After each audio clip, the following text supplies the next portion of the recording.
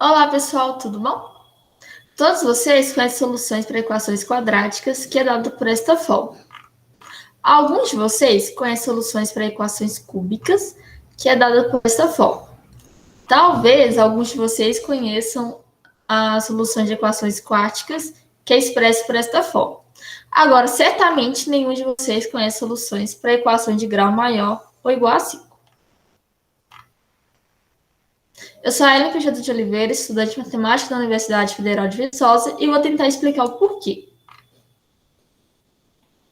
Esta impossibilidade para equações de grau maior ou igual a 5 é exatamente o que retrata o Teorema de Abel, que diz que para n maior ou igual a 5, a equação geral de grau n com coeficientes complexos não possui soluções expressas por radicais. Normalmente, esse resultado é visto nos cursos mais avançados de álgebra por meio da teoria clássica de Galois. De uma maneira resumida, eu vou tentar passar a ideia algébrica. Nós consideramos polinômios com coeficientes racionais. Nesse caso, vou tomar como exemplo x² menos 2. Determinamos as suas raízes, que vão ser mais ou menos raiz de 2, que não pertencem aos racionais. A ideia é a gente encontrar o menor corpo cujo esse polinômio vai ter raízes. Que nesse caso vai ser o Q raiz de 2, os elementos são da forma A mais B raiz de 2 com AB racionais. E esse corpo ele vai ser gerado por 1 e raiz de 2. Então, todos os seus elementos vão ser combinações lineares de 1 e raiz de 2. Feito isso, agora a gente quer determinar o grupo de Galois, que vão ser o grupo de automorfismos Q raiz de 2 que preservam Q. Esse preservar Q é o seguinte: nós temos automorfismos Q raiz de 2 em Q raiz de 2, e quando restringimos φ a Q, isso vai tornar identidade. Então, se a gente tem o automorfismo sigma, ele vai levar o 2 no 2, porque preserva os racionais. Só usando o fato que 2 pode ser escrito como raiz de 2 multiplicado por raiz de 2 e que sigma ele é um automorfismo, nós concluímos que sigma de raiz de 2 retorna mais ou menos raiz de 2.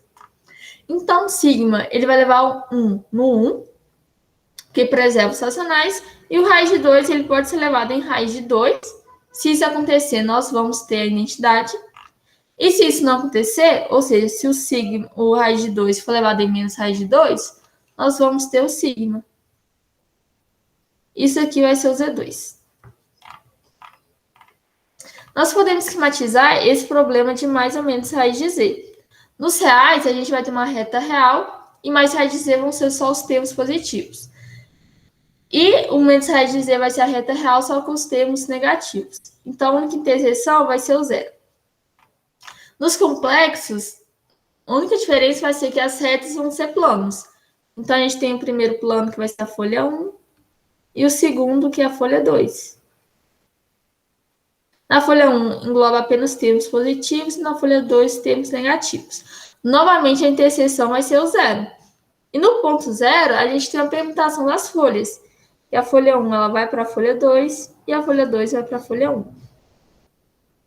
Nós podemos esquematizar esse diagrama por esse esquema, que o primeiro segmento de reta é referente à folha 1 e o segundo referente à folha 2. E a folha 1 ela vai para a folha 2 e a 2 retorna na folha 1. E esse esquema ele vai gerar uma superfície de rima.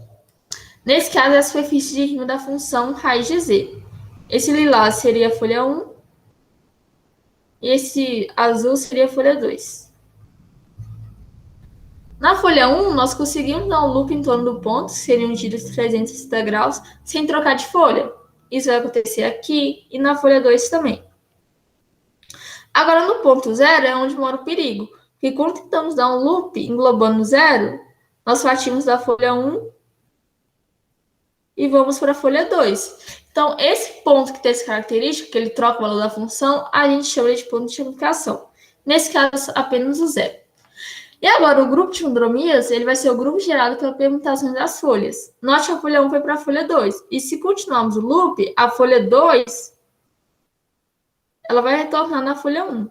Então, o grupo de monomias, ele vai ser o grupo gerado por permutação 1, 2, que vai retornar o Z2.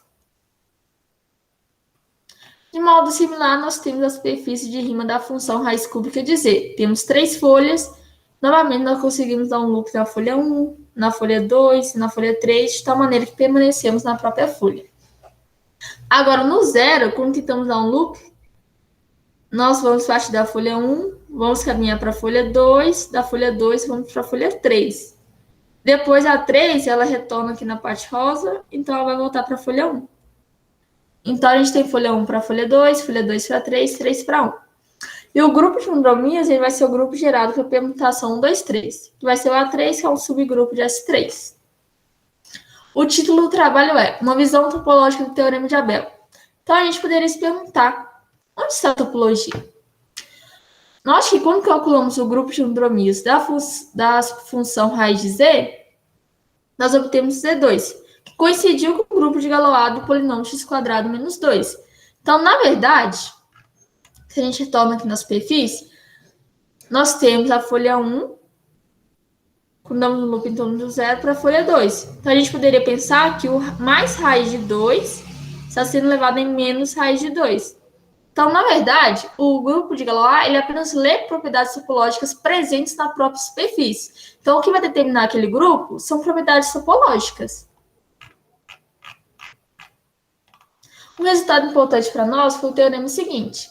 Se uma função complexa ela é representada por radicais, então o seu grupo de condromias ele é solúvel. Na verdade, o interessante para nós foi sua contrapositiva. Se o grupo de condromias não é solúvel, então não vai ser expresso por radicais.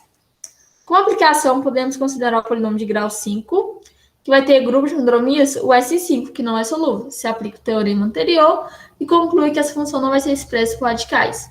Usufruindo desse teorema e dessa aplicação, o teorema de Abel sai como se fosse um corolário. A importância da topologia para a teoria de Galois está relacionada à generalização solubilidade para equações mais gerais.